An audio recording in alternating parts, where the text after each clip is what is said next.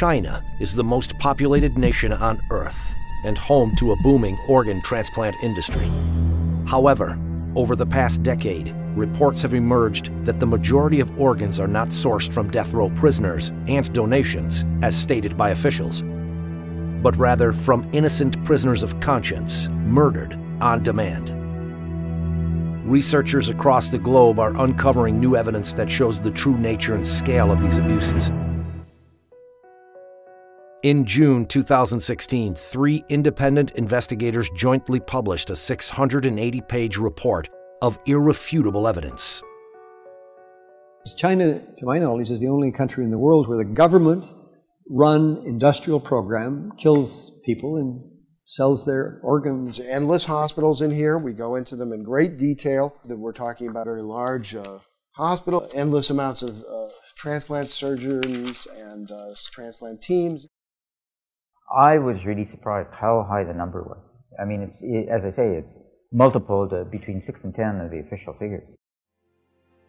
Hearings were held by the U.S. Congress, the British Parliament, the European Parliament, and the Canadian Parliament. The U.S. House of Representatives unanimously passed a resolution condemning the systematic state-sanctioned organ harvesting from non-consenting prisoners of conscience. China's killing for organs is making a major appearance across media outlets all over the world.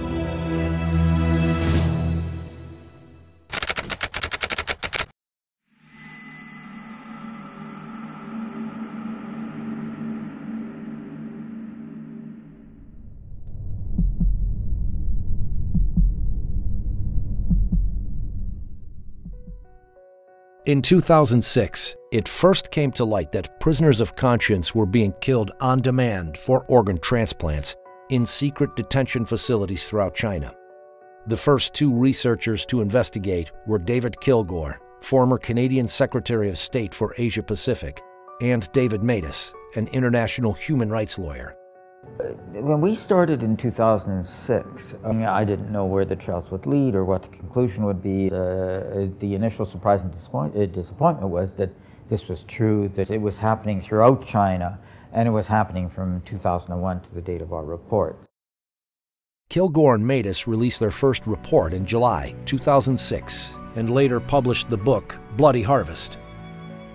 Around the same time, Ethan Gutman, an independent investigative journalist based in London, he spent 7 years doing his own research before publishing The Slaughter in 2014. We made the point that it was really prisoners of conscience, we believe, are making up the bulk of these organs that are out there. And we came, as David Kilgour and David Matas and I, came to this from the same conclusion from very different, using very different procedures, but we did come to that conclusion. The investigators joined forces, researched hundreds of transplant hospitals in China, and released their new report in 2016. The 3 investigators were nominated for the Nobel Peace Prize for their work.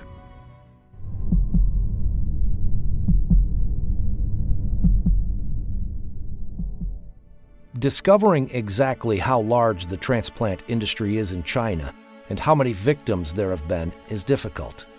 The researchers spent a decade piecing together the evidence.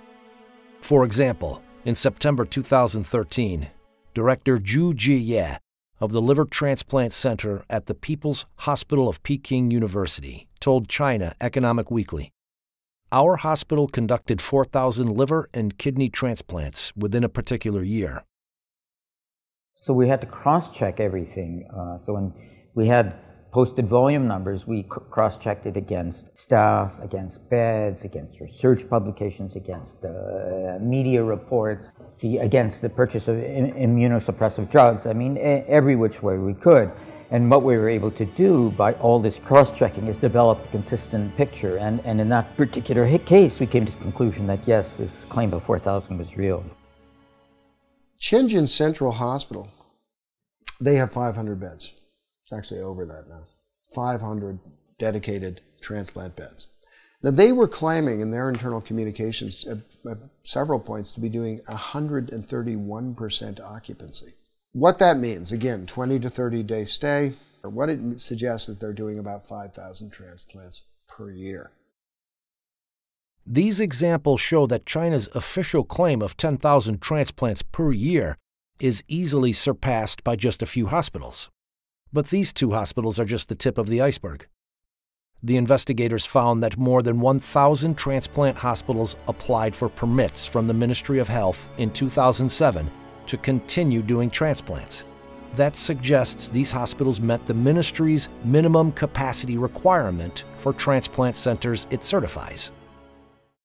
169 were eventually selected. If you assume hospitals just operating at the minimums, never mind actual, our actual estimate is closer to 100,000 a year. The researchers found other evidence of a massive transplant system, some of it from Chinese officials themselves. He Xiaoxun, a member of the expert committee of the Human Organ Donation Commission, stated, "The number of transplants increased by 10 times between 1999 and 2000, and further tripled by 2005. That's a 30-fold increase in 6 years." Wu Mengchao, known as the father of liver surgery in China, told the media in 2011, "China now performs the most liver transplants in the world." Since 2000, the entire United States has performed an average of about 6,000 liver transplants a year.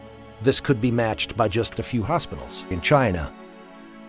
That they had this endless supply of organs available on demand, and the only limit was capacity. And so what you saw after 2001 was this huge building boom. New beds, new wings, new hospitals focused on transplants. And so that the volume, when the system's operating at capacity, increased year by year. The report shows that just the 169 hospitals approved by the Ministry of Health could have performed over 1 million transplants since the year 2000. Many more hospitals were also doing transplants despite not having been certified.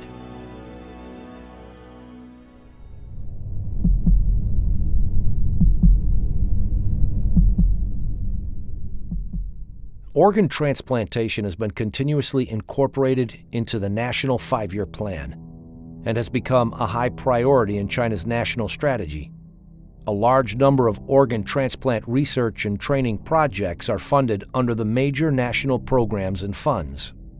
The investigators found that China International Transplantation Network Assistance Center, CITNAC, listed transplant prices for foreigners on its archived website. It was bringing in about $9 or $10 billion a year, this industrial transplant operation going on across China now. It's a lot of money. A lot of hospitals are financing a lot of their activities through that.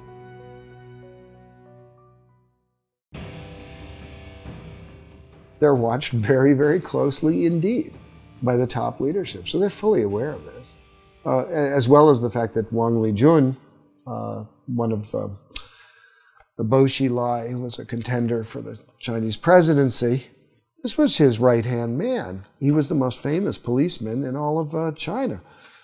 Here he is directing organ trafficking. I mean, he had a center which did this.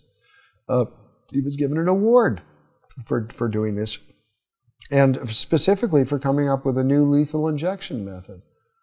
He did thousands of transplants by his own admission in the award ceremony. He talks about that. CITNAC website stated, "We need to give all of the thanks to the government for the support extended for our completing such a large number of organ transplants every year. This is a one-of-a-kind in the world."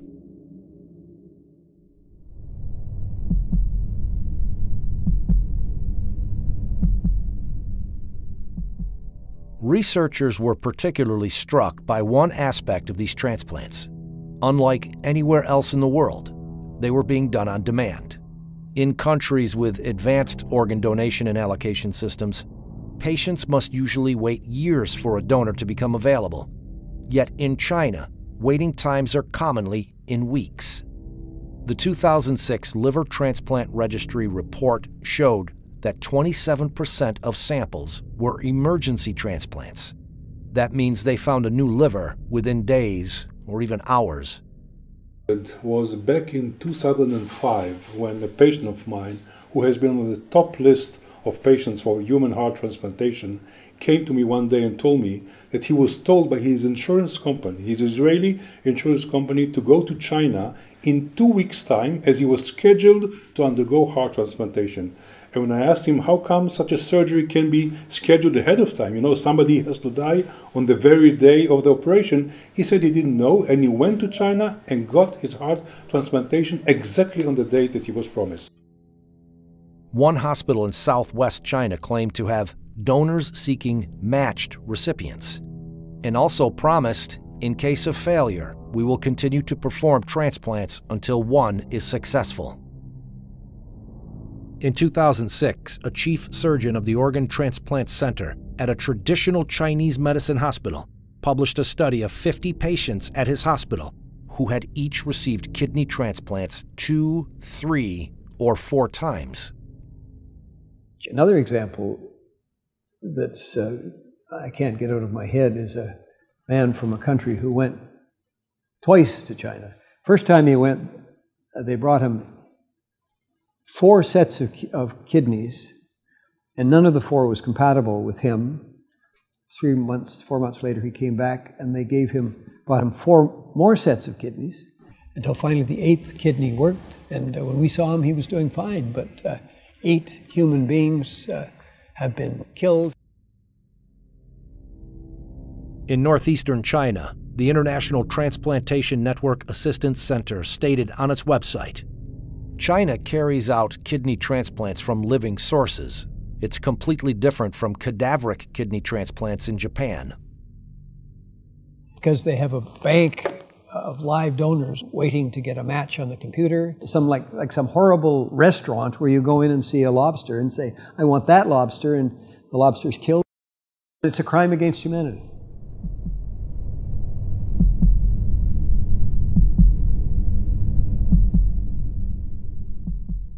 The Chinese government claimed that the vast majority of organs came from death row prisoners, and later, donations. However, international organizations estimate that the number of death row executions at thousands each year since 2000, and decreasing. Chinese tradition requires that bodies remain whole after death. There was no organ donation system in China before 2010. Even today, there are very few donations. Therefore, these 2 sources combined account for only a tiny fraction of all transplants performed in China. China started performing transplants with organs harvested from executed prisoners at a small scale in the 70s. In the years that follow, it also started using organs from prisoners of conscience. In 1999, the crackdown of Falun Gong starts. That is the largest action of scale by the Chinese Communist Party since the Cultural Revolution.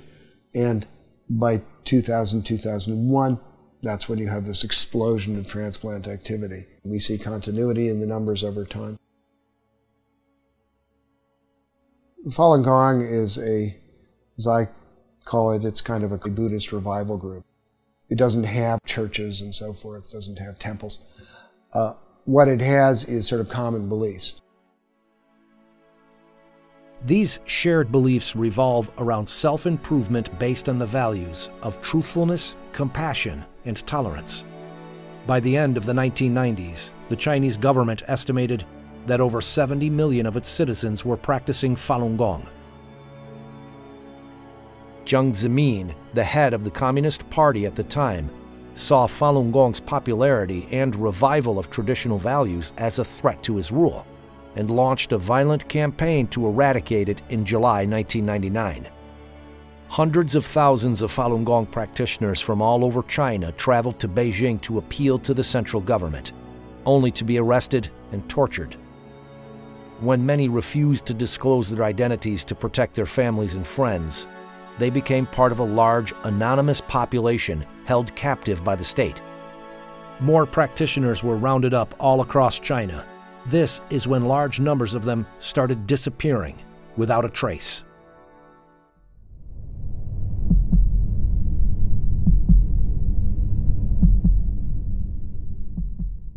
the official line in terms of repression of Falun Gong of the party is bankrupt them financially, ruin their reputations, destroy them physically. So that the vilification is destroying their reputations, the organ transplants is destroying them physically. There's the physical examinations, the blood testing, the organ examination, which have no other explanation than suitability for a transplant. It was like convert or die. Convert or die. Turn in your friends or die. And it's state-sponsored genocide. We did not expect, after the Holocaust, to see this kind of medical corruption come round again.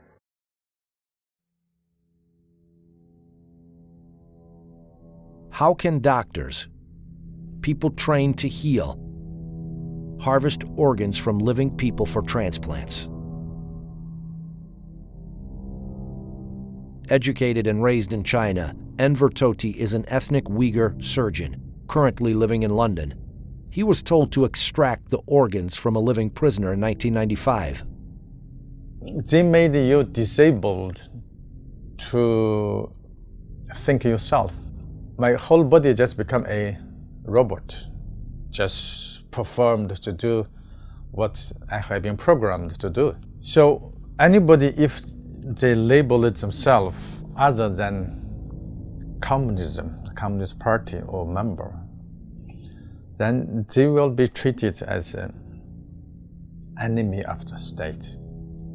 Therefore, they are not even qualified as human beings, and therefore they are subject to whatever punishment is available.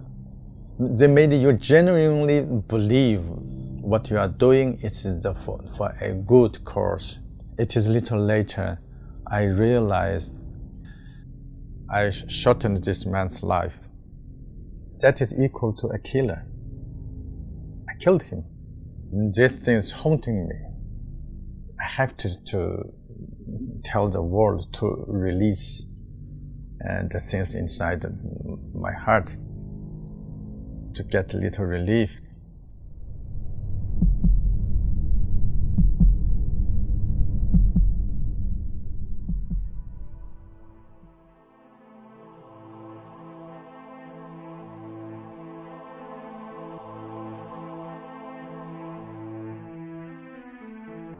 In February 2017, Freedom House, an international human rights watchdog, published its own report on religion in China.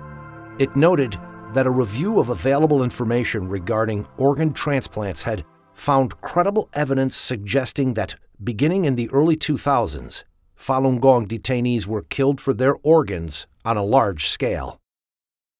It added that the large-scale disappearance of young Uyghur men, accounts of routine blood testing of Uyghur political prisoners, and reports of mysterious deaths of Tibetans and Uyghurs in custody should raise alarm that these populations may also be victims of involuntary organ harvesting. I think, Gina, the first thing before you believe or you decide whether or not you want to believe is you have to learn the facts. The facts are there, the books are there, the research is there. Read it. Once you read it, I'm sure there will be no other way for you but to believe it. And we have to, I'm talking about the physician, have all to be together in order to stop it immediately. Until 2005, we didn't have no law. I found out that Israeli insurance companies and HMOs have been providing reimbursement, full reimbursement for these transplants of Israelis who went to China and got these illegal organs. So together with my friends, we sat down with our parliament, the Knesset, and in 2008, the Israeli parliament has enacted the organ transplant law, which totally bans any reimbursement of illegally obtained organ transplantation anywhere around the world. And since then, not a single Israeli patient went anymore to China. In addition to Israel, Spain, Italy, and Taiwan have passed laws restricting their citizens from traveling to China to receive an organ transplant from an illicit source. The systematic government-sponsored harvesting of organs is a monstrous crime. I strongly believe that the 17-year campaign to eradicate Falun Gong will be seen as one of the great shames of recent Chinese history. Since I've been a student of the Holocaust, I feel that to a certain extent What we're seeing is just a continuation of what we saw there in another form, which is the endless and bottomless depravity of human nature. I mean, there's no limit to the form of evil that people can sink. When I was writing The Slaughter, I sometimes said, oh, I'm writing history, and then at the end of it I realized I wasn't. It was actually still going on. This is a new form of genocide, and it's using the most respected members of society to implement it. This is one of the central tests of our time. We can't avoid this any longer.